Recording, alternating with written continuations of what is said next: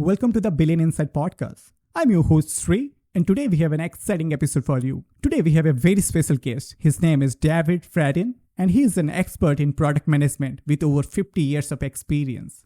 He has worked with top companies like Apple, HP in their early stages and had the fortune to work with figures like Steve Jobs and Steve Wozniak, building innovative products and mentoring countless professionals. David is also an educator, speaker, and author of many successful books, such as Building Insanely Great Products. So get ready to learn the secrets of understanding customers, creating unique value, and succeeding in product management. So without further ado, let's welcome David Fradin to the show.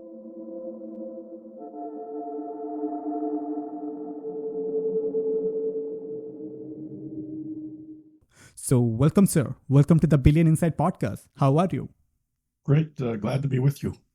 Thanks for joining us. As a tradition in our show, we usually start with the guest's childhood. So let's take a trip back to the beginning. I was born and raised in Detroit, Michigan. One year when we tried to retreat to Fort Lauderdale, Florida, because it was too cold and the allergies were pretty bad for my mom in Michigan. But after the recession in 1957 and my dad, who was a plumber, could not find any work in Florida, we returned to Detroit, primarily to antagonize me having to grow up in the snow and having to walk through a foot of snow uphill both ways to summer school. And then I eventually went on to Cass Technical High School, which is an honors high school. The best students in the junior high school around the city would go to Cass Tech. And in the 50s, Detroit had one of the best public school systems in the United States, if not in the world.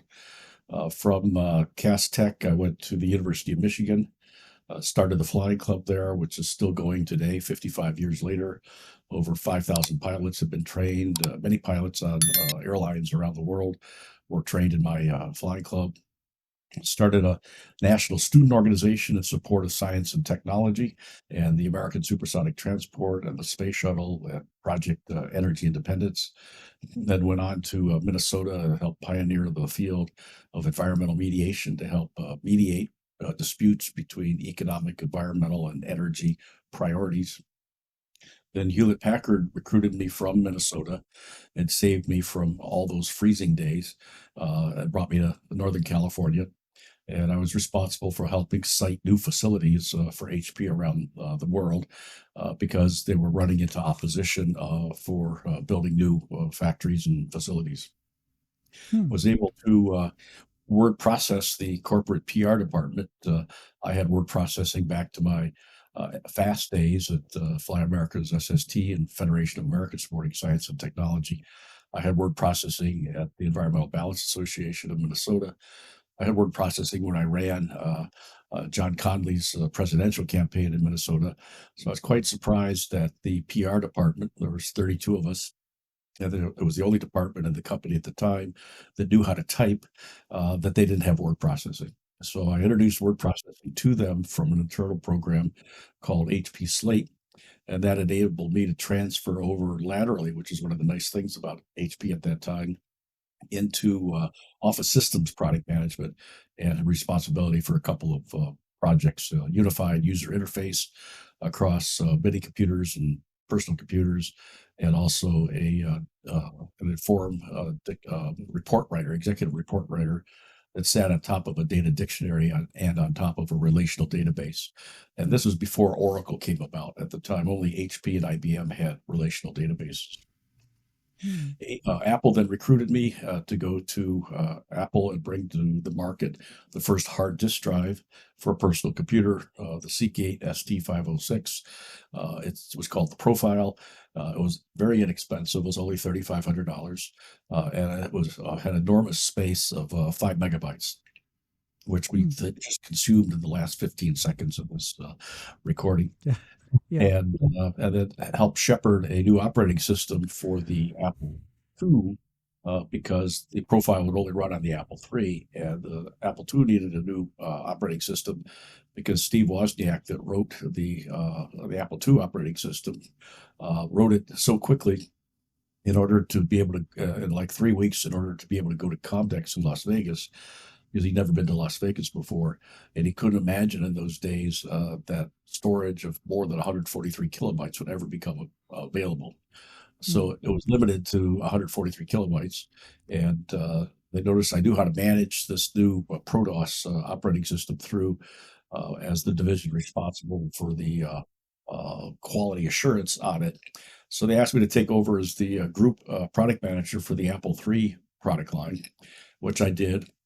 And about a week later, Steve Jobs, as it was the way he did back then, there was two Steve Jobs, was the one in the late 70s and the early 80s, and a second improved Steve Jobs in the late 90s when he came back to Apple and had learned from all of his mistakes. Uh, he convinced the executive committee to cancel the Apple III product line because he thought it was occupying a place in the market that his beloved Macintosh, which he had not yet shipped, was going to go into. He also tried to cancel the Apple II product line. Keep in mind, both product lines were the only profitable centers of the company. So he was successful in canceling my product line. And about a week later, I was coming out of corporate headquarters, and the president called me into his office and said, Dave, we've got $20-30 million in piece parts left over from the 25,000 Apple IIIs we were about to build. What should we do? And I said to him, what do you mean we, paleface? And he didn't laugh. And so I had to tell him the joke that there was a fictional character on TV and in the movies back then called the Lone Ranger. And he did good, and he rode a white horse trigger around. He dressed in white, had a white cowboy hat. He had a silver-plated gun with silver bullets in his belt, and he had an Indian sidekick by the name of Tonto. Now, when I explain it to people like yourself that are native Indians of India, I have to say that he was an American Indian. And so they're surrounded by 10,000 yelling, screaming American Indians out in the desert. And Lone Ranger turns to Tonto and says, Tonto, we're surrounded by 10,000 yelling, screaming Indians, and all they want to do is scalp us. What should we do? And Tonto, being one of the American Indians there, said, what do you mean we, paleface, using the slang for the white Caucasian Lone Ranger. So I said to John Scully, you asked me to take over the Apple III product line. You have be fully responsible for it, but no authority for the product line. And if you'd give me the authority commensurate with the responsibility, then we can get out there and market and sell the Apple III. So I told him the story of Alpha General's The Soul of New Machine. I told him the story of the IBM PC, where they couldn't get it developed in corporate offices at IBM in New York. So they moved the development as far away from New York as they could in the United States and stay within the same Eastern time zone, and how they were able to bring an an IBM PC to market. And I told him the story of my friend Kelly Johnson from Lockheed Skunk Works that had developed the SR-71, the X-1, the X-15, and so forth. And his independent business group could develop a high-tech airplane, design, build, and fly in 18 months, while the bureaucracy of Lockheed would typically take 7 years to get the same thing done. So he says, I agree with you. Make me a proposal.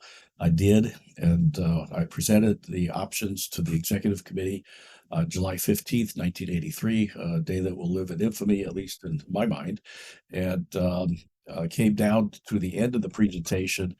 The executive vice president for sales and marketing asked me if I got a call from a dealer and the company had canceled the product line as a result of that day's meeting. What would I say? And if the company allowed the product line to continue to exist, as the Boston Consulting Group later called a cash cow, what would you say to the dealer? Now, everybody in the room was quite cognizant of the fact that the company had very strong values. And in fact, in the back of the room was Ann Bowers, the VP of Human Resources, and she was instrumental in helping the company put together Apple values. And I found out later that she was married to Bob Noyce, one of the founders of Intel, and was also the VP of HR for Intel. And she helped bring over values from Hewlett Packard, the HP way, to Intel, and then they found their way to Apple. And one of the values, or several of the values of Apple, was empathy for our customers, positive social contribution, team spirit, innovation vision, uh, quality excellence, and good management. And clearly, canceling the product line arbitrarily just because Steve didn't want it around was not good management. It would have stuck your finger in the nose of the 50,000 people that had bought Apple III's up until then and spent $7,000 to $10,000, which in today's dollars would be about $30,000, and to demonstrate back to the customer this loyalty that the company expected to get loyalty from. So I said, Floyd, if you allow the product line to continue as long as the market decides and wants to buy it, that's what I'll tell the dealer. But if you decide to cancel it, Floyd, I'll give the dealer your phone number. The executive committee laughed at that. They realized the hypocrisy of canceling the product line without a proper end of life to the product line.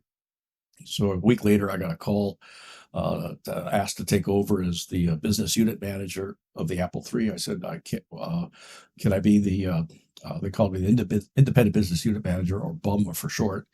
And I and a team of 17 people that I assembled, and $4 million later, 11 months later, we sold all 25,000 Apple III's, made a profit of about $600 million, which would be pretty close to $2 billion today.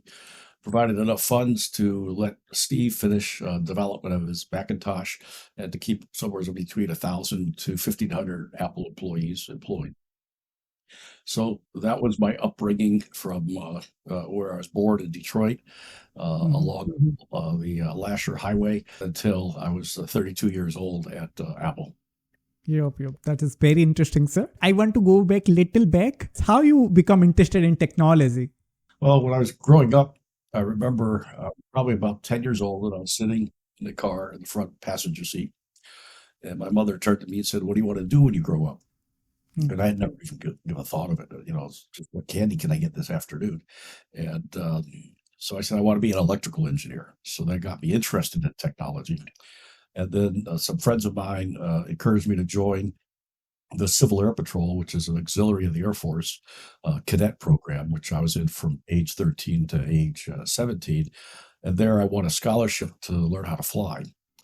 So I went out to Reno State Air Force Base and got my first 15 hours of flying in, and then worked my way up to my private pilot's license before I went to high school by working at a Subway sandwich shop for $1.25 an hour, and I was paid $9 an hour for flying. So I was working about 8 hours for every hour I could spend in the air. So that and I went to aeronautical technology at Cass Tech, and then went to the University of Michigan into their aerospace engineering program.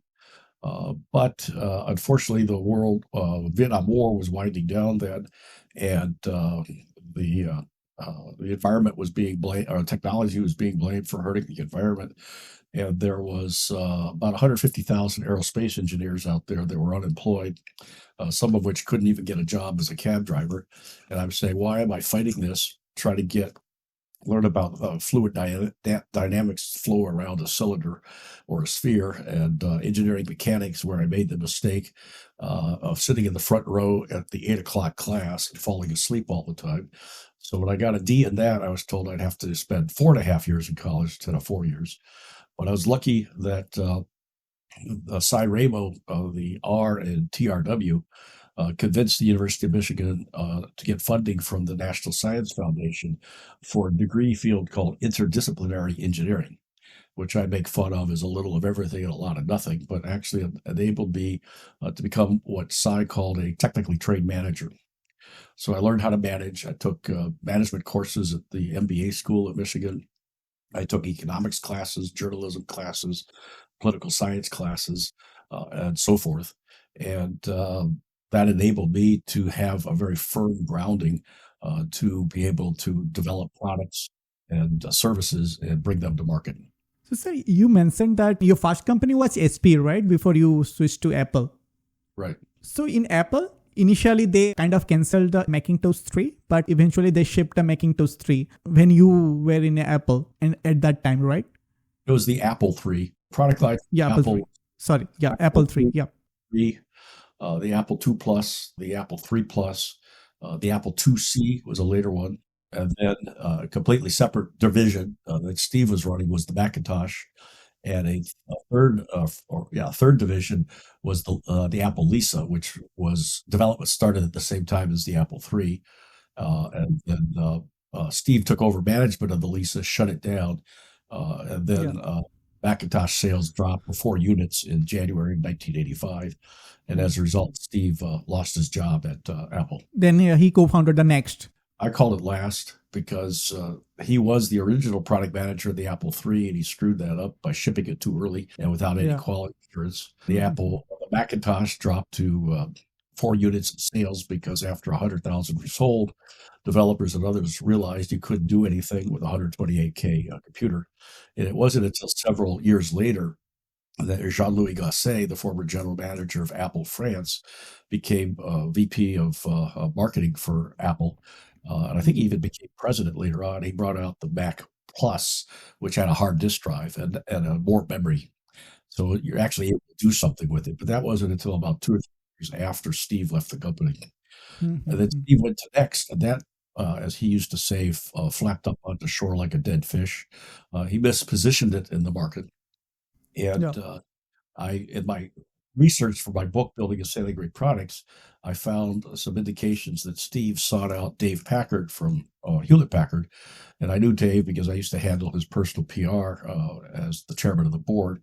And Dave mentored Steve. And one of the things he taught him is don't be afraid to cannibalize your own products. That is, allow the product to continue as a cash cow and then bring out something better, no longer invest in R&D on it, and replace it yourself. And Steve learned that lesson later after the iPod came out. He did not hesitate to bring out the iPhone, which had the iPod built into it, and he essentially cannibalized the iPod. And about 10 years later, Apple finally shut down the iPod manufacturing and marketing activities. Yeah. So, sir, do you remember how was Steve Jobs as a person back then? Well, there was two of them. One of them, the second one, and the Steve Jobs then, and I didn't know him personally then, you could see epitomized in his Stanford University commencement speech. And one of the things he said there that influences a lot of people today is when I wake up in the morning, what am I going to do today?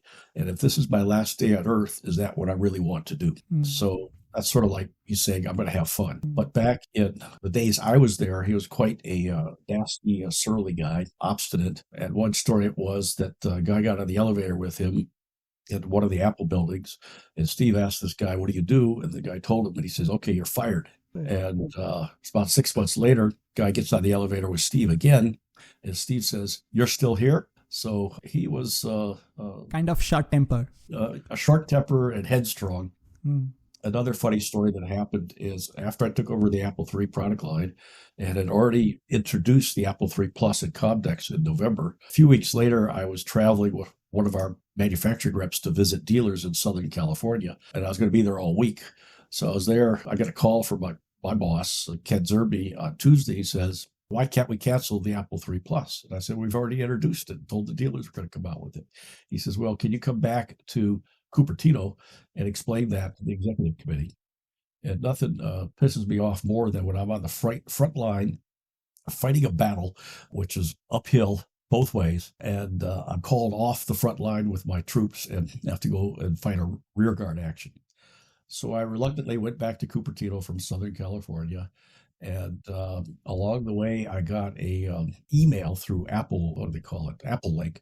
At the time, Apple and IBM were the only two companies in the world that had internal email services, so we could communicate with us very quickly and with our dealers almost instantaneously. And I got an email from Gene Carter, who was VP of Sales, asking if why can't I cancel the Apple III introduction?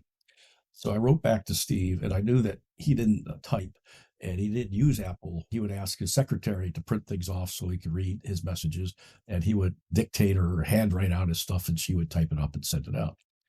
So I knew he didn't know the capabilities of Apple Link, and he said, why can't you cancel the product line? And I wrote back and said, I'm sorry, Gene. I put the announcement in an email this past Monday, and it's scheduled to go out at 10 a.m. Friday.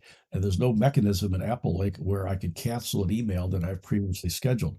So this thing's going to get introduced whether you like it or not. I got back to Cupertino, walked into the conference room. Steve had his smelly bare feet up on the conference table with the executive committee sitting around the table. And they asked me why I can't cancel the product line. I said, look, we rely upon the loyalty of 1,800 dealers worldwide. And we told them that we're going to be committed to the Apple III until the market decides it no longer wanted to buy the product. And it would be disloyal to our dealers and probably just drive them right into IBM's hands, which had a competing product on the market, as many of those dealers. And I said, I don't think we want to lose the goodwill of our 1,800 dealers, which also were the same dealers for the Macintosh, for the Lisa, and for the Apple II. So they said, okay, go ahead with the announcement, the release, and the shipping of the Apple III Plus. Then about 10 years ago, I went to a Apple reunion of the first 10 years, and Gene Carter was there. And I went up to Gene and I said, I have to apologize and ask for your forgiveness, my father. And he says, what for, my son? I said, well, I told him the story of the email that could not be recalled. And I said, that's not true. There was no such capability one way or the other. I made that up in order to save the product line and to save the loyalty of the dealers. So may I have your forgiveness, my father? And he put his hand on my shoulder, says, I forgive you, my son. So that's something that sometimes product managers have to do in order to protect the company, the shareholders, the distribution system, and the loyalty of their customers. And later in April of 1985, when I shut down the product line on the same day that the Apple IIc was introduced, it did not affect the stock price in any way, shape, or form. And we kept those 75,000 Apple III owners out there as loyal Apple customers for many years to come. That's a very interesting story, sir. Thanks for sharing that with us today. So what about the other Steve, the Steve Wozniak? How he was a person back then? He was a very sharp, smart guy. I knew him when he came back from his airplane accident. He left Apple and went to University of California, Berkeley to get his degree in computer science. Had too much money and went out and bought a Beechcraft Bonanza, which is a hot little airplane. And having started the flying club at Michigan, and by the time I graduated from college, I had a flight instructor's rating, and I worked my way through my senior year in college as a flight instructor, which is always exciting to go out and do spin stall accident training where you fall out of the sky and then recover and then go into English grammar class or something like that in the afternoon. So I knew that the Bonanza was a very hot airplane, and when you start pouring the power on as you take off, and I think it's like a 300 horsepower engine, the prop is rotating to the right, which will cause the airplane to rotate to the left. So you have to feed in a little bit of right rudder as you go down the runway so you don't flip over. Well, he didn't do that, but he only had maybe about 50 hours of flying time. He just didn't have the experience to fly a complex aircraft like a Beechcraft Bonanza with all that power and with retractable landing gear. So he flipped upside and slid to the end of the runway at Reed Hillview Airport. Took him a little while to recover. And when he came back to Apple, he came to work for me. So he was in my engineering group for the Apple III, Apple III Plus. And one day I was walking through the hall and I asked him, Steve, how you doing? He says, I'm doing great. He says, I'm really happy. I said, why is that? He says, I got the keys to the supply cabinet. Which was very unusual because when he used to work at HP years before, if he wanted a printed circuit board or some transistors or components to put together a prototype, he could just walk up to the supply cabinet and take whatever he wants. But at Apple, for some reason, they locked the cabinet up and they limited the engineers to have access to that kind of thing. So that was one of his greatest accomplishments. His brother, Mark Wozniak, owned the computer dealership in Cupertino, and he was a good friend of mine because he sold a lot of Apple III. And he told me that Steve had a tendency to start things but never finish them. So he had all sorts of, he was enthralled at the beginning of a project, but didn't have the perseverance to follow through and finish the thing up. He also, in his printed circuit board designs, they were very elegant. This was before computer-aided engineering or computer-aided design existed. He could design these circuit boards and how it's to be printed in his head. And they were very elegant, beautiful designs. That's why if you're lucky enough to see an Apple One and they have it in a glass case, you can see the kind of work that he did as an electronics engineer. So what happened? Why Steve Wozniak left Apple? I don't remember. I think he left around 84, 85. They didn't really have a position for him. I'm not sure if he and Jobs were still getting along or not. He had by that point in time about 40 or $50 million. And I think it was on his second or third marriage. He had several children. And Steve just loves children. And in fact, the Children's Museum in downtown San Jose is named or somehow associated with him. It's on a street called Woz Way in his honor.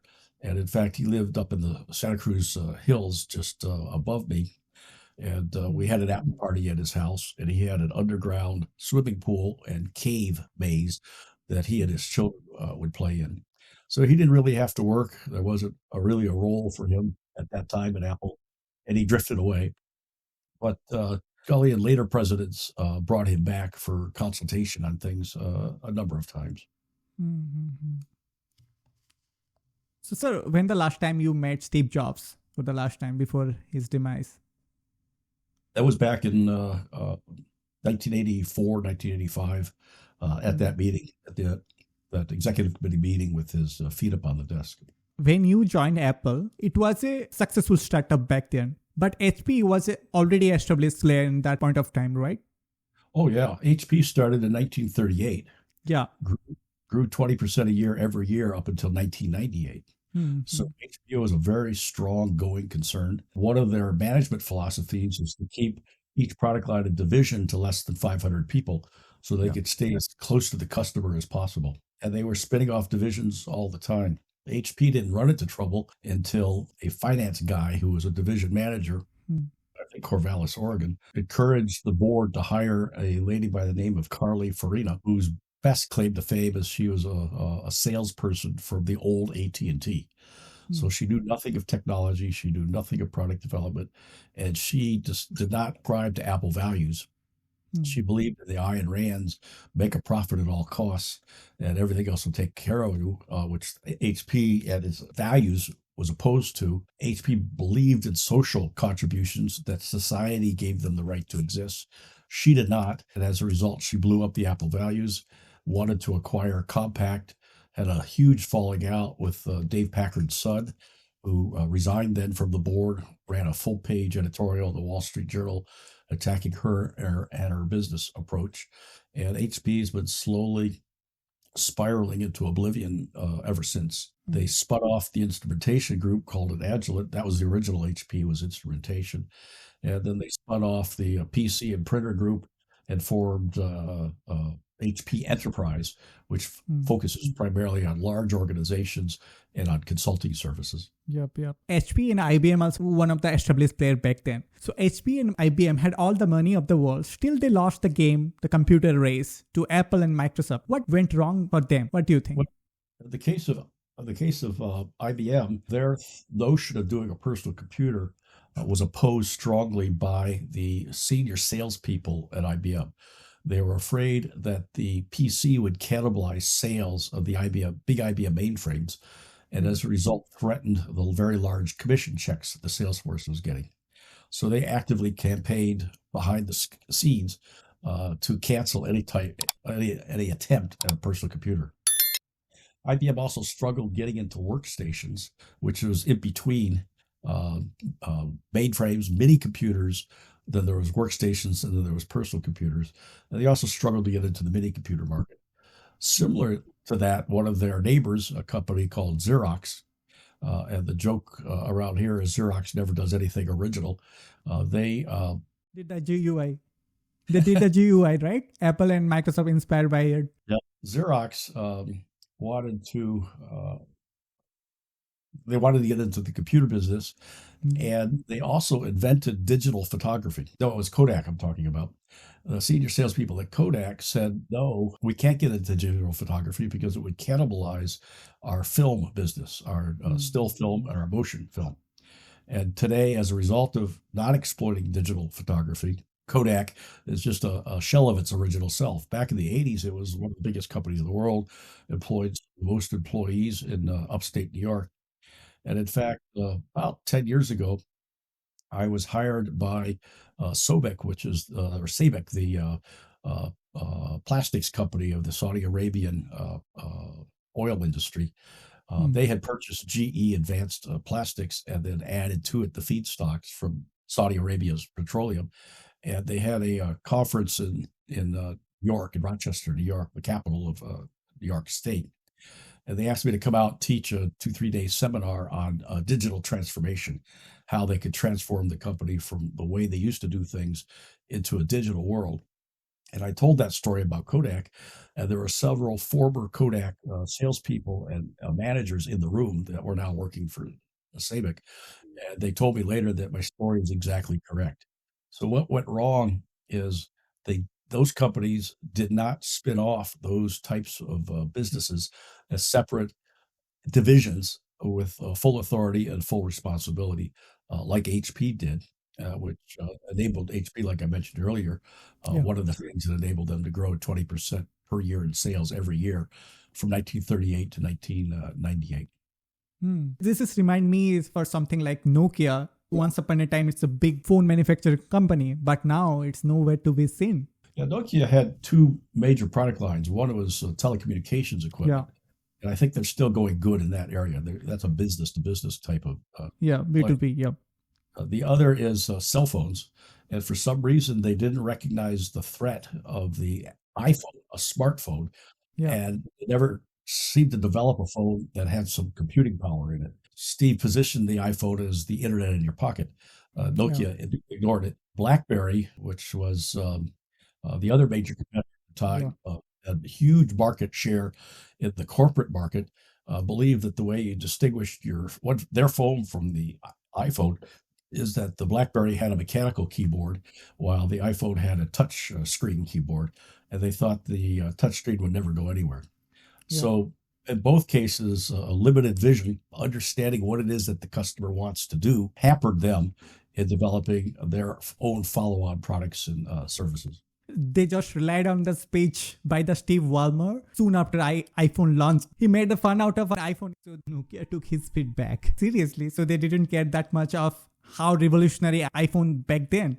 Steve, let me ask you about the iPhone and the Zune, if I may. The Zune was getting some traction, then Steve Jobs goes to Macworld and he pulls out this iPhone. What was your first reaction when you saw that? $500 fully subsidized with a plan? I said, that is the most expensive phone in the world, and it doesn't appeal to business customers because it doesn't have a keyboard, which makes it not a very good email machine. Now, it may sell very well or not. We have our strategy. We've got great Windows mobile devices in the market today. You can get a Motorola Q phone now for $99. It's a very capable machine. It'll do music. It'll do internet. It'll do email. It'll do instant messaging. So I kind of look at that and I say, well, I like our strategy. I like it a lot. So the result is they are completely out of the race. Yeah, Microsoft back then had an operating system for a phone. One of the weaknesses of Microsoft back then is they had little empathy for the customer, and as a result, they had little user experience. I mean, take a look at Windows itself. In those days, you had to click on Start in order to stop the computer, and you're trying to do a major project and you boot up Excel, and you get a message from Microsoft, we have to update your Excel. And this will take 25 minutes, which means you're going to be late on your project for your boss and you'll probably get fired. They decided themselves when your computer and your applications get updated rather than saying, hey, is it now a convenient time to update it or would you like to do it later, like Apple did with the operating system? That's why I said, sometimes you epitomize the brand that you put out. Brand of a product or a service or a company is the promise of the product or the promise of the company. And sometimes you summarize that in a tagline, which boils down the promise of your company. So I always thought the tagline for Microsoft should be helping more people feel more stupid than any other company in the world. So correct me if I'm wrong. What I think about the user experience for Apple and the Windows, completely different. The reason I am thinking is why Apple is ahead of user experience than Microsoft is. In Apple, there is a dedicated team who is responsible for the UX team. But in Microsoft, it is scattered. Many people are responsible for so many things. So that's why sometimes they kind of, ignore one of the major areas. They kind of thinking that the other person may be responsible for that. So why should I care about this? But in Apple, if I'm not mistaken, is Johnny Ive is who used to prominent face who is responsible for the product design to the user experience. Yeah, before Johnny Ive, back in the early 80s, the influence on design as a component of the product came from Steve Jobs. He studied calligraphy up, I think, at the University of Oregon or Oregon State or something like that. And he brought in, I forget the guy's name, and introduced the notion, along with IDEO, of design thinking, now used today for innovation at many successful companies. And he had a design language developed called the Snow White look. And they published a design book on that. Years later, Johnny Ive continued that type of design look and feel. And then in his industrial design group, Johnny Ive's group, and Johnny left, I think, about 10 years ago, but they've continued to do today, to have an emphasis on ease of use and design. That's why I always thought that Apple's tagline should be, "It just works." It just works. I think that this is why Microsoft is lack of better UX than Apple. There is so many inconsistency in Windows operating system as compared to the Macintosh. I'm not familiar with the internal structure of Microsoft today. I left Windows about 20 years ago and went back to the Mac. And one of my deciding factors at that time is, being a product manager, I tend to find bugs in software and video and multimedia productions. And I had to have two PCs on my desk at the same time, because while I'm working on one, the other one is rebooting. So I've always said, assuming the Microsoft position is rebooting. So I called, Screen update. I had some bug or some issue going on.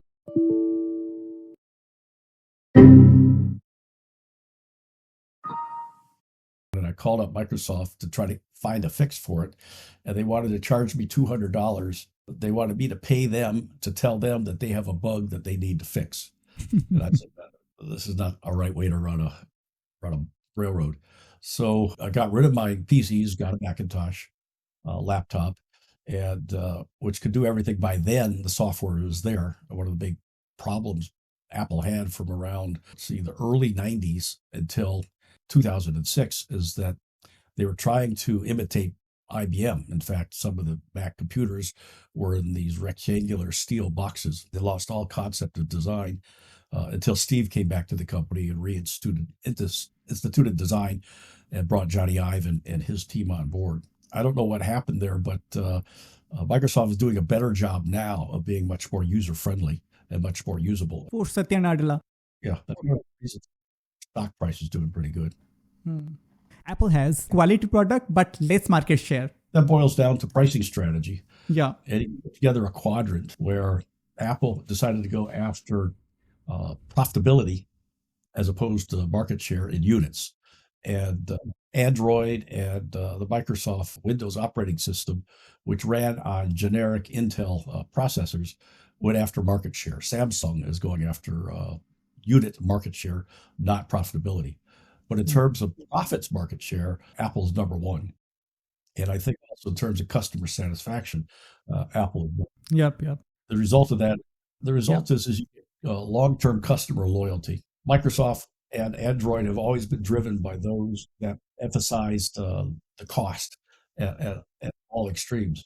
I went to Bangalore back in 2012 and trained the Cisco engineers there in product management. And I was back there again in 2018 and trained another crop of Cisco engineers in Bangalore. And through all of this, the early 2010s, the country of Singapore asked me to come there and teach their entrepreneurs and their government what it takes to have insanely great products. So I went there and put on a 3-day course and a lecture series and visited some companies and had some startups come in and pitch their companies to me, and I could give them some feedback and so forth. And a couple of fellows from Infosys asked to come down for that session. One of them is R.N. Prasad, who I think lives either in Mysore or in Bangalore now. He wrote the foreword to my book that Wiley India published called Successful Product Design and Management Toolkit. And back then, nobody was buying iPhones. This is like, 6, 7 years after the iPhone came out, because it was too expensive. And that people in India were only buying the cheapest thing they could find for economic reasons, as one could expect. But now I understand that's turned around, and Apple sales are pretty good there, especially for those that value quality and realize that the lifetime cost is less with an Apple product than it is with a Windows product or with an Android product. Yeah, in iPad, they haven't shipped a calculator app up until this year. They could have shipped decades ago, but still they decided that they want to ship the best calculator app. Well, keep in mind that when Steve introduced the iPad originally, he picked it up off of the demonstration table and sat down in an easy chair and started consuming media. He was trying to position it as a media consumption device, not a media creation device. And they didn't turn the iPad into a creation device until the iPad Pro came out. Yeah. With the drawing things, the Apple Pencil and so forth. And then allowing things like pages and numbers and to be on the iPad also. That was the market the target market they were going after. The media consumption people had little use for a calculator. Once the iPad becomes so powerful, they kind of confuse that what else they can run it. Because the hardware is so capable, but it's such a waste of energy to consume the media. So they kind of pivoted it to the media creation path. Well, a few years ago, iPad sales went flat. It wasn't increasing at all. So I think that's part of the reason they decided to expand to the Pro market. Well, if you think back, you had the Macintosh, then you had the Macintosh Pro, then you had the MacBook, and then the MacBook Pro. So it's a natural transition. Yeah. In their product lines to go into the pro side, which is the professional who creates content, writing, videos, multimedia, and so forth. Yep. In our podcast, in the Billion Insight podcast, our aim is always to simplify, the complex thing and make it understandable by everyone, irrespective of their educational qualifications. With that in mind, I would like to ask you some rudimentary question about your profession, if you don't mind. Fire away. Could you start by explaining what is product management and why it's so important in today's world? Product manager is the person in the company that's principally responsible for a product's success. And in fact, I advocate that the title be changed from product manager to product success manager. And I tell a little story, which I did when I gave a speech at Samsung in Bangalore in 2018. I said, I've written a fictional memo from a product manager to the VP of product management. And the memo goes like this. It says, "Dear VP of product management, I need your help. When I go to a cocktail party and I meet a beautiful woman, I'll ask her what she does, and she'll tell me. She'll ask me, what do I do? And I say, I'm a product manager. And she would say, like most people, what's that? She says, well, I'm responsible for, he's telling her, I'm responsible for the product market strategy, which consists of doing the market research, the product research, understanding what the customer wants to do, product positioning, the value proposition, the pricing strategy, the distribution strategy, the support and sales strategy. Then I hand that off to engineering, and I work with engineering to make sure that they develop the product for that target market that I identify in the product market strategy. And then I outline the sales plan, the marketing plan, the support and service plan, the training plan. And then I introduce the product and bring the product to market with a big launch event and coordinate the advertising, the public relations, and so forth. And usually in my memo to my manager, before I get about a third of the way through that, she turns and walks away. So as a result, dear manager, I don't think I'll ever get married and have the requisite 2.3 kids. And I need your help. I need you to let me change my title to product success manager. Then when I meet a beautiful woman at a cocktail party, if she asks me, what do? I could say, I'm a product success manager, and I'm principally responsible for the success of the product. And she'll understand exactly what that is. And that means we'll get engaged and get married. So can I please have my title changed from product manager to product success manager? And then at the bottom of the memo says, P.S., if you let me change my title, I'll invite you to the wedding. That's interesting. Say you mentioned the distribution. Can you explain what is distribution and what is supply chain? Well, distribution is how you get the product to market. So now, for example, we buy products. Companies in the United States buy products from India that are manufactured there, from China and so forth, Taiwan, and then we ship it somehow to the United States, either by boat or by plane, and then it's sent usually to a distributor, which doesn't take title to the product, but they just pull them all together, aggregate them, and then they in turn could take it to a retail store, and then you and I would walk into that retail store, or we could walk into an online store, buy the product, and then the product would be shipped to us. Now with Amazon, we can buy products directly from China, and the U.S. Postal Service will deliver it. So you have to understand that whole supply chain, where the bottlenecks are, and be able to forecast how to break up those bottlenecks. And a company that does this superbly is Apple. You buy your iPhone, and you can actually track across the world from wherever it was manufactured through all the FedEx depots in Alaska and in Kentucky before it ends up on your doorstep. I was reading your book, Building Insanely Successful Product. So coming to that book, you mentioned one interesting framework, that is spices. So can you tell us about this? Yeah, that's a mnemonic in the first word of my company's name, Spice Catalyst. The S stands for the product market strategy, which I described earlier as far as the memo, or the describing to the lovely lady what I do as a product map. The P is to have repeatable processes. The I is to have information available to make informed decisions about the product or service. The C is understanding the customer, what it is the customer wants to do, when do they want to do it, why do they want to do it, how do they want to do it, what's standing in their way, how important is it for them to get it done, and how satisfied are they with the current solution.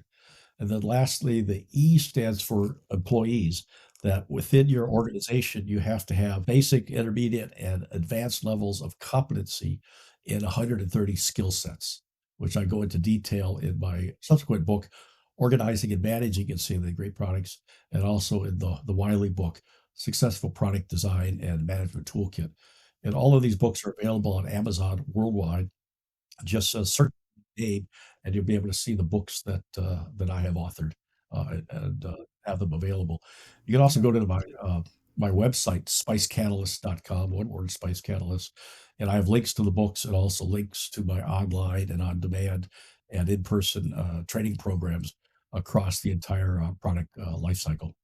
To the audience, all the link you can find in the description. Is there any other book that you're currently writing? Yeah, I'm just finishing up a book called Letters from My Jaime. My dad his name was David Fradin, sometimes went by the nickname Jaime. And he was a very funny writer, very good journalist, but he became a plumber. And I got letters that he wrote home during World War II, which are very, very funny. And the history of my family emigrating from Ukraine in 1914 before the next pogrom. And he growing up in Washington, D.C., in Georgetown, all the way through the 1970s. So Letters from My Jaime, my publishing agent just finished formatting it. And after this recording, I have to go review the format. We'll get it up on Amazon in the next few weeks. There'll also be an audiobook that I'll narrate. Great. We are looking forward to it. With the rapid advancement of the technology and the availability of information online, especially through the AI tools like ChatGPT and Claude, people can learn about anything as long as they have enough curiosity and internet device. So according to you, how important is obtaining a formal degree in today's world? That's a tough one. I really don't know. I think it depends upon what you want to do. And it also depends upon the validity of the course curriculum. I was very lucky that this independent interdisciplinary engineering course was available, which let me spread out from just pure aerospace technology. But if you go to a school and you learn something that is of little use in the marketplace, then yeah, the degree doesn't do you much good. On the other hand, if you can get advanced training in areas of specialty, that's extremely valuable. We see that here in the United States. 20 years ago, someone told me there was more college-educated people in India than there are people in the United States. And with the HB1 visas, a lot of Indian engineers have come to the United States Many of the people at Cisco are from India and other companies, Google, Facebook, and so forth. So it all depends upon what you want to do, as opposed to a blanket. A college education is good or is not good. I think the major disconnect is one similar to what I experienced at Michigan, where the engineering school would have a career day and hiring managers from all the tech companies would come on campus and they would be interviewing naval engineers, industrial engineers, computer science engineers, electrical engineers, aerospace engineers, mechanical engineers, and so forth. And they knew that those courses and majors were being taught. So I remember going to Dean Ragoni at the time. I said, I'm one of the first 7 graduates from interdisciplinary engineering at the University of Michigan. And my fear is that these recruiting managers are going to come on campus. They won't have any idea that the product you're putting out, me, an engineer, an interdisciplinary engineer, is available for hire as a technically trained manager.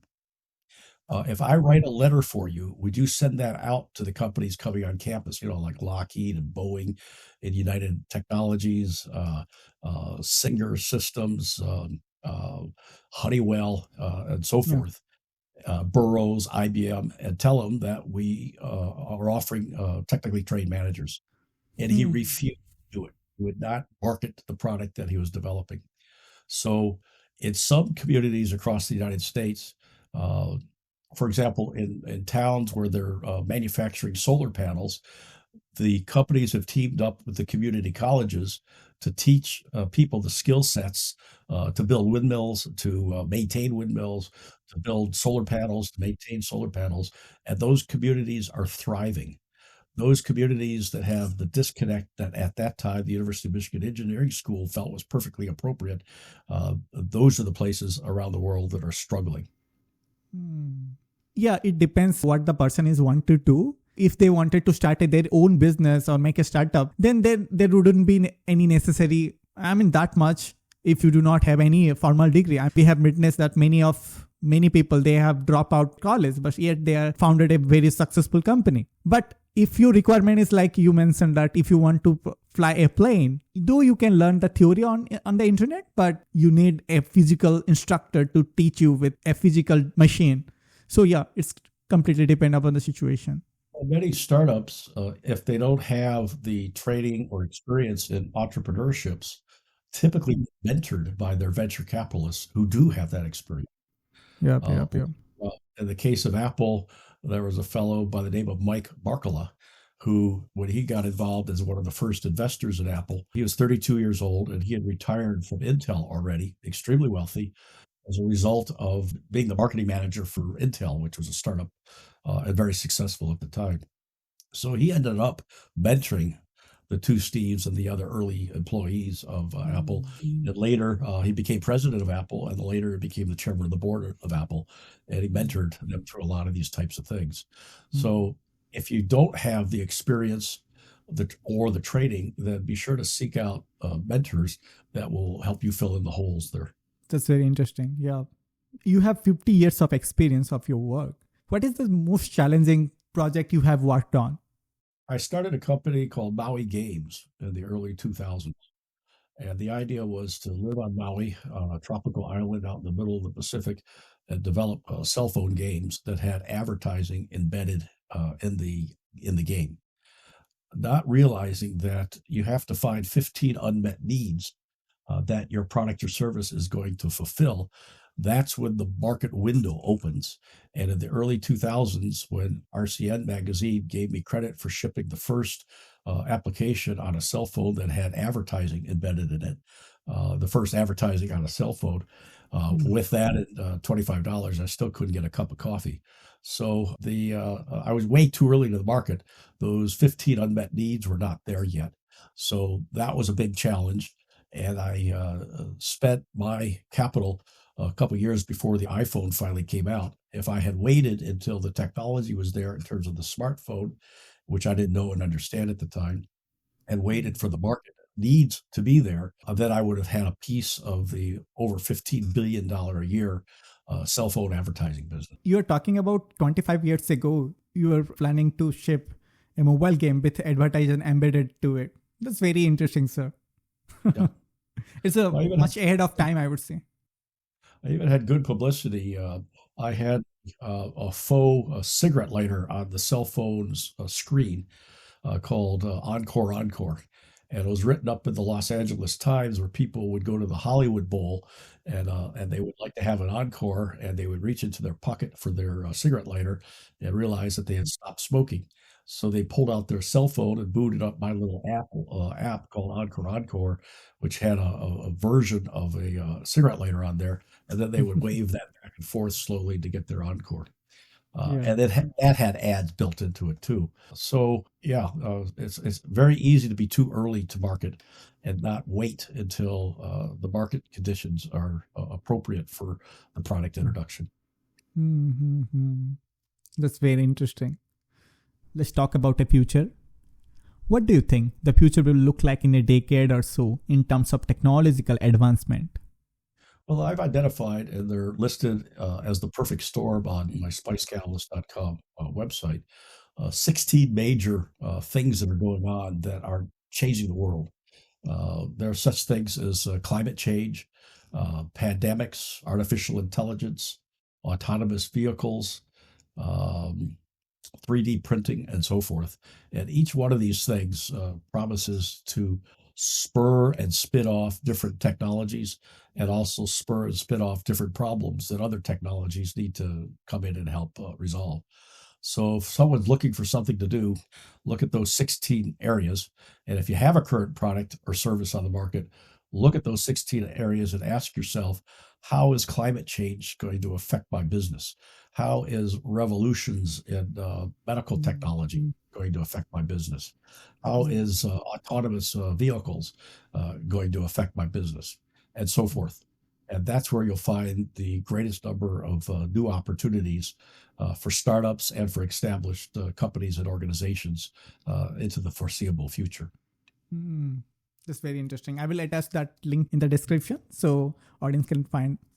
So, sir, we are on the final segment of our podcast. This segment we called Instant Insights. I will ask you some quick question and you have to answer as fast as you can. Okay, fire away. So are you ready? I'm always ready. Coffee or tea? Coffee, Cats or dogs? cats, Beach or mountain? beach, City or countryside? countryside, Blue or green? blue, Early bird or night owl? neither, Introvert or extrovert? introvert. Best way to start your day? I start my day by having a cup of coffee and a bagel with cream cheese. Most recent hobby you picked up? I can't think of one. Well, probably gardening. What is your go-to stress relief method? What is my go-to stress relief method? Probably cooking and eating. Best way to spend your weekend? Watching football. Is it American football? Yeah, University of Michigan Wolverines, where I went, and the San Francisco 49ers. Travel back in time or forward in time? Probably forward by at least 4 years. Why? Trump. One thing that makes you smile instantly. Probably late night comedy routines. If you could have any dinner guest, dead or alive, who would it be? I've never thought about that. Probably Heston Blumenthal. He's one of the top chefs in the world. Has a restaurant just outside of London in Bray, England, called the Fat Duck. He had a BBC series called In Search of Perfection, where he taught cooking classes, and he's been picked as the best chef and the best restaurant in the world several times over the past 30 or 40 years. I remember back in the 80s when I would go to England, you're lucky if you got a piece of lettuce that was still crisp and not wilted. And I've talked to people in the food industry there. They said, yeah, the British cuisine was an oxymoron, or British food was an oxymoron. But now it's near the top cuisines of the world. And it was greatly due to what Heston Blumenthal contributed to the food scene in England. I was lucky back in 2017, I got an invitation to the first international meeting, The Science of Taste, Smell, and Food. And Heston was the keynote speaker at that event in San Sebastian, Spain. And if you don't know it, San Sebastian has more Michelin stars per capita than any other city in the world. So it's a wonderful place to go if you're a foodie like me. Interesting. Best way to handle success? Be honest, don't brag about it. And best way to handle failure? Best way to handle failure is like President Biden says, dust yourself off and get up and go at it again. Best gift you have ever received? Probably my first car when I was in college. That enabled me to get rid of my Schwinn bicycle.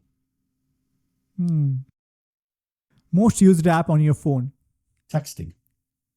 I don't know why you can make phone calls on a phone. Whoever wants to do that. Texting is much more efficient. Favorite book? Probably Rendezvous with Rama by Arthur C. Clarke. And it was a series of 3 books about the Ramian race that had to leave their planet, and they left in 3-cylinder spaceships and traveled across the cosmos. Favorite movie? Probably the Star Wars series or the Star Trek series or the 2001 A Space Odyssey. Science fiction is one of the things I enjoy. Most influential person in your career? A fellow by the name of Bill Magruder, who was the chief test pilot on the B-52, chief general manager for the Lockheed Supersonic Transport Program, later headed up the SST program in the Department of Transportation. And when I was in my early 20s, going to Washington from Ann Arbor, Michigan, and testifying before Congress, he was my mentor. He often was referred to as the father of the first 7 astronauts. He was a little bit older than them, and if he had been a little younger, he would have been one of the first people to walk on the moon. Interesting. Most challenging part of your job? Trying to find new clients.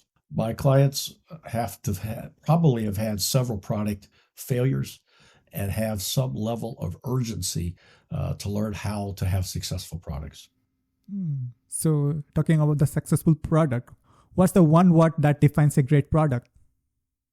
It does what the customer wants to do. Most rewarding aspect of your job? Helping train people so that they can go out and be successful and that they can advance and grow in their careers. What's the biggest myth about product management? Is that people don't know what it is. And as a result, most product managers are still single. In a tech startup, should a product manager know how to code? No, that's the responsibility of engineering. The responsibility of the product manager is identify the problem and define the problem that needs to be solved. If a product manager is identifying the problem and solving the problem by coding, then they're doing both parts of the problem, and they're not spending enough time in understanding what it is the customer wants to do. The result is that the product that they develop turns into a Microsoft product. Is product success more about data or intuition? I don't think it's either of them. It's more about learning what it is that your customer wants to do by observing, by interviewing, by surveying. If there's big data available so that you can do analytics, and there, by the way, you need a degree to be able to do good data analytics, and you have to be very, very good at math, you've got to understand those things first for a successful product. Agile or waterfall? Agile or waterfall? Yeah.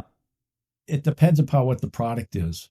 If it's like a physical product and it takes a while to build the prototype, the waterfall might be better.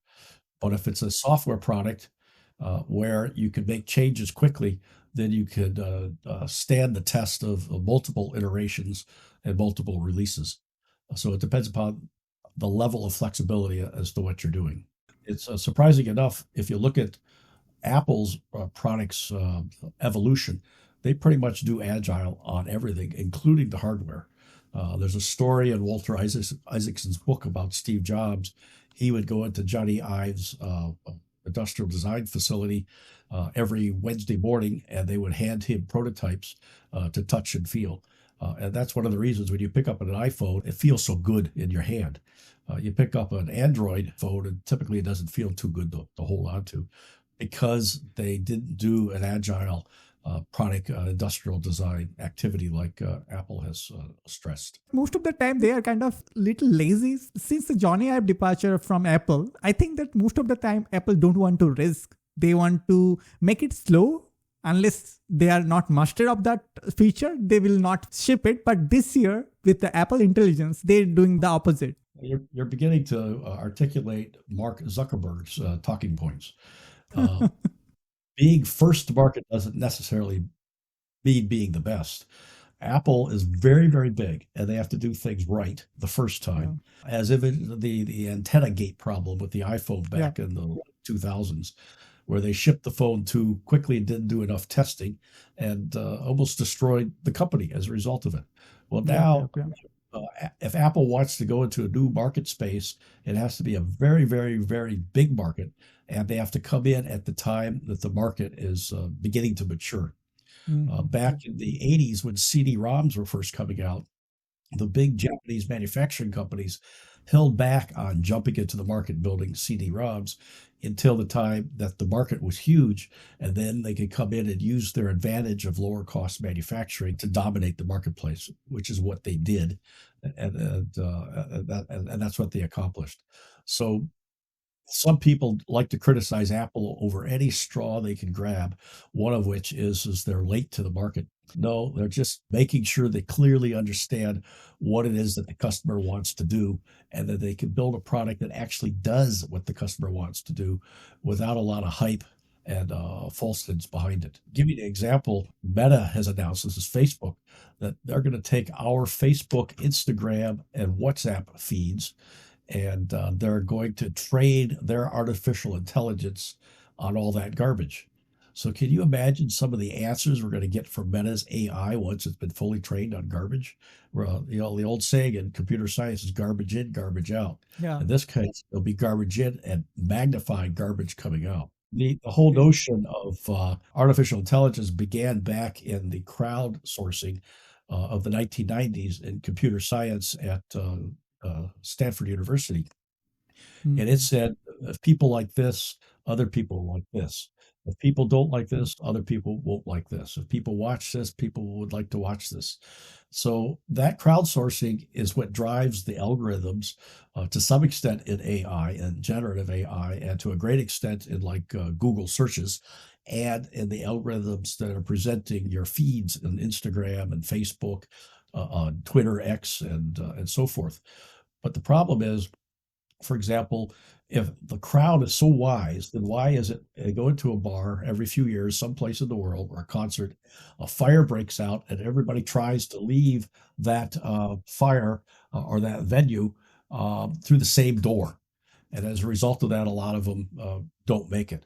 And if some of them did not follow the wisdom of the crowds and went behind the stage, they'll probably find a stage door that will let them get out safely and still alive.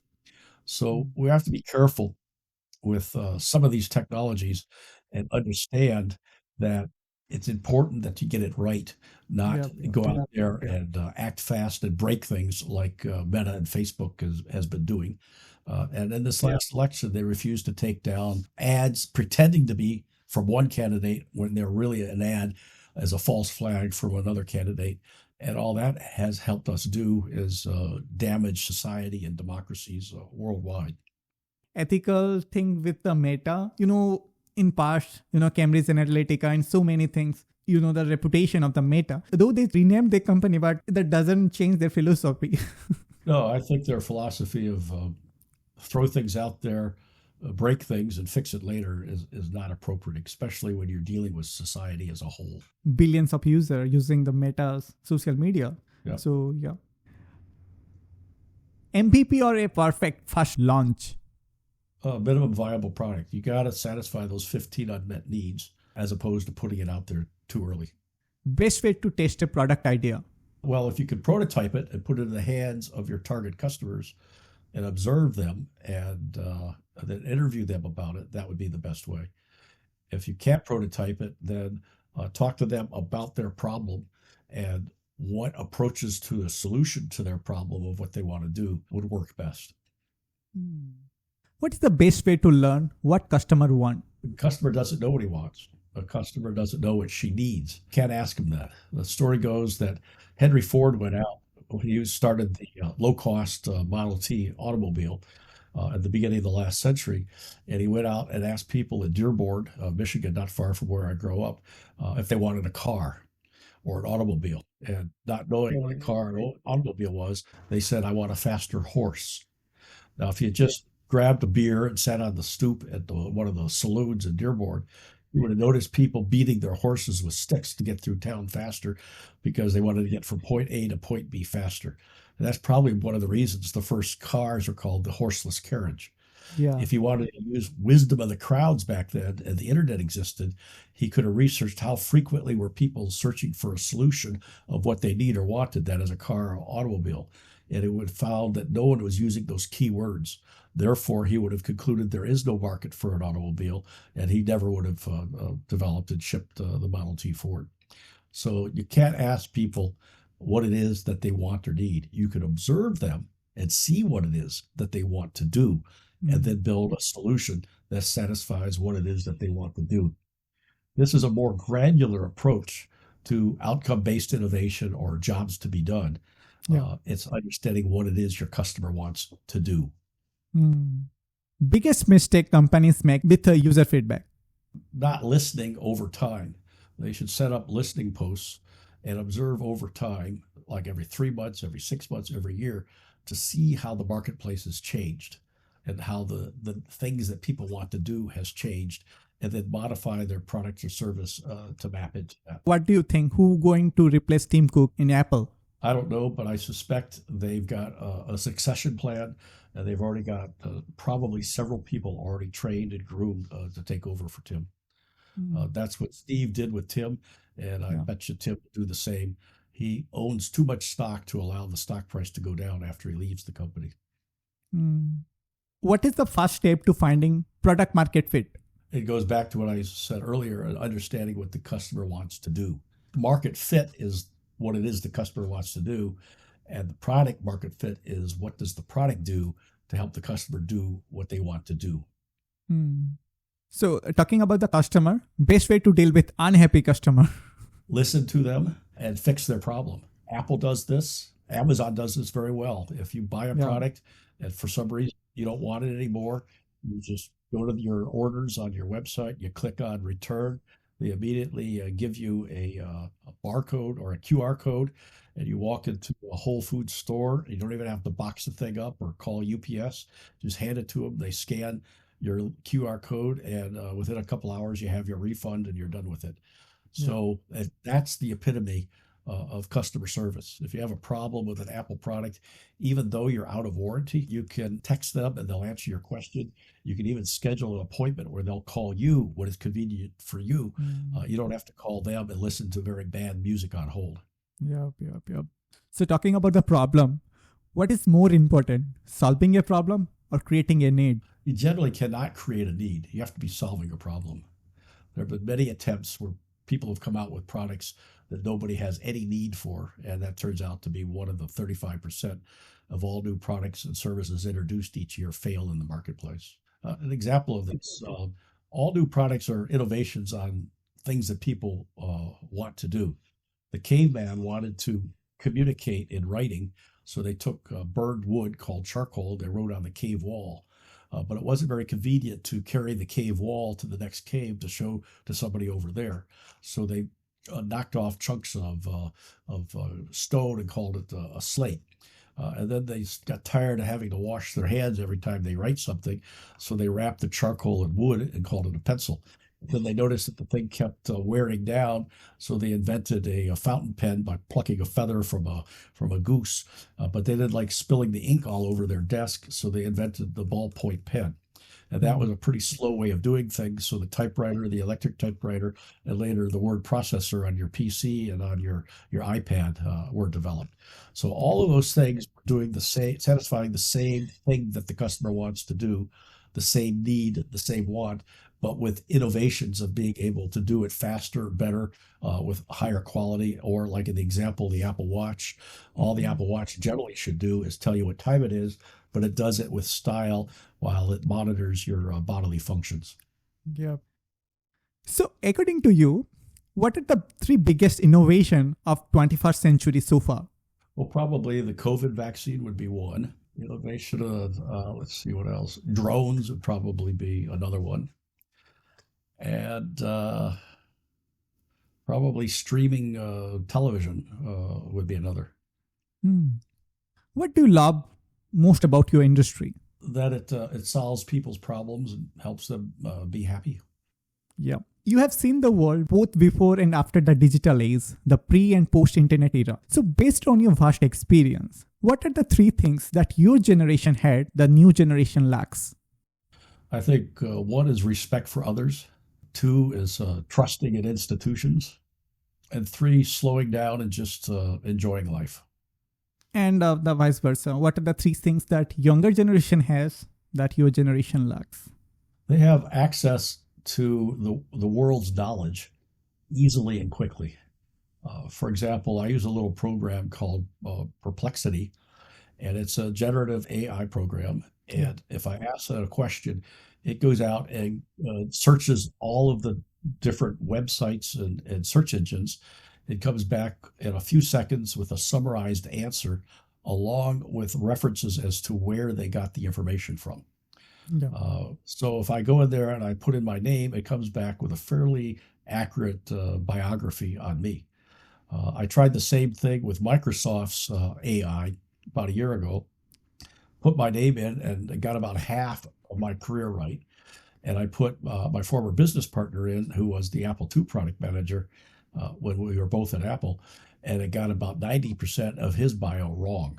Mm-hmm. So that's one tool that I like to use if Yeah. I need to solve a problem Yeah, or need an answer. I don't Google it anymore. I go to Yep, Perplexity. Fun fact, I was searching about you in Perplexity while They got it. researching about this podcast. They got it right. Yep. And to counter that, OpenAI recently released Search GPT to counter the I don't know. I Perplexity. just signed up for one, and Yep. it asked me to create an account, and then it asked me to create an account again, and I said, forget it. Yep. For that, you need the pro account of the ChatGPT. I don't know. It's very confusing. I need some artificial intelligence to sort it out for me. So, sir, one last question. What is the best piece of advice you have ever received? Probably golden rule: treat others like you like to be treated. And it's the same kind of a thing I tell people that when they go to work for me. I said, do the best job you can. It's okay to be make a mistake and be loyal, because if you cut me down behind my back and I go in to try to get you a raise later, you will have hurt my credibility, and I can't get that raise for you. And lastly, tell me what it is that you want to do when you grow up, and I'll help you get there, even if that means not working for me for the rest of your life, because I know while you do work for me and I'm helping you achieve your lifelong dreams, you'll be happier and you'll do a better job. Thanks for sharing that. So that's the end of the podcast, sir. Any final thought? What's for lunch? I mean, initially when I met you, I thought you were like a serious type of person, not like humor at all. But as we continue our conversation, I discovered that the other side of yours. I may or may write one more book after Letters from Behind Me. And the title of the book I've already settled on is called Trippin, Trippin. Trippin. And it's life's little adventures. So little funny stories that have happened over the years. And the subtitle to it is, now listen carefully, the subtitle is An Unauthorized Autobiography. An unauthorized autobiography. I'm hoping when that gets out on the bookshelf, people go, what? How do you do that? Hello, everyone. If you are on YouTube, please subscribe to Shree's podcast, The Billion Insights. If you're listening on Spotify or Apple Podcasts, please take a moment to rate us at 5 stars if you enjoyed our conversation, and even 5 stars if you didn't. Thank you, sir. Thank you so much for sharing your incredible journey with us today. Your advice on product success and innovation has been truly enlightening. You have given us a lot to think about, and we are sure our audience has gained invaluable insights. We wish you good health and happiness. Thank you for taking the time to be with us. Thanks for putting up with me. And to our listener, if you want to know more about David and his insights, don't forget to check out his book, Building Insanely Great Products, for more wisdom. All the links can be found in the description. Thank you for joining us today. We hope to see you next time on the Billion Insight Podcast. Until next time, keep exploring, keep learning, and stay curious. This is Shree, your host, signing out. Peace.